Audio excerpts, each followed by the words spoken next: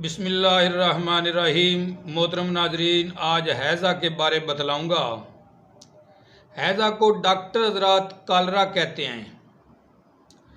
दोस्तों, ये एक मुतादी मरज़ है जिसमें कसरत से कै और दस्त होकर मरीज़ नहायत कमज़ोर हो जाता है और बाज़ तो मौत की मजबूत गिरफ्त में चले जाते हैं। इसके सबब जो हैं असबाब हैज़ा, ख़राबी आबो हवा, बहुत ज़्यादा पेट भर कर खाना, पहली ग़िज़ा हज़म हुए बग़ैर ऊपर से और खा लेना से हो जाता है।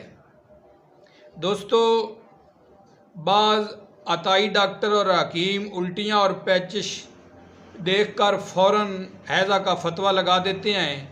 मोहतरम नाज़रीन, हैज़ा की शनाख्त करने के लिए आज मैं आपको चंद अलामात भी बताऊंगा जिनको मद्देनज़र रखते हुए आम कै दस्तों से हैज़ा को बहुत जल्द शनाख्त किया जा सकता है।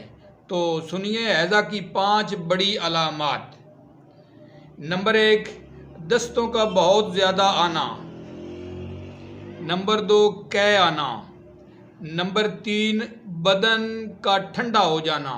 नंबर 4, पाँव और पिंडलियों में खिंचावट होना यानी तशन्नुज होना, जिसको आम लोग कड़ल भी कहते हैं।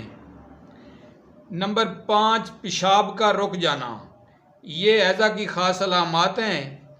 अब बिला ताख़ीर नुस्खा की तरफ चलते हैं। नुस्खा सुन लें। आपने पोस्ट बेख मिदार खुश्क यानी आग की जड़ का छिलका खुश्क और मिर्च स्याह, 2 ही चीज़ें हैं इस नुस्खा में। आग की जड़ का छिलका खुश्क और मिर्च स्याह हम वज़न खूब बारीक करके पानी में गोलियां बकदरे चना बराबर बनाकर साया में खुश्क कर लेनी है। खुराक मिकदार है इन गोलियों की 2 गोलियां से 4 गोलियां तक। हमरा अरके बादियान, बादियान कहते हैं सौंफ को, हमरा अरके सौंफ या अरके गुलाब या फिर स्कंजबीन से भी ली जा सकती हैं। मोहतरम नाज़रीन, अगर हमारी वीडियो आपको पसंद आए तो लाइक, शेयर और हमारे चैनल पाकिस्तान तिब्बी न्यूज़ को सब्सक्राइब ज़रूर कीजिएगा। अपना ख्याल रखना।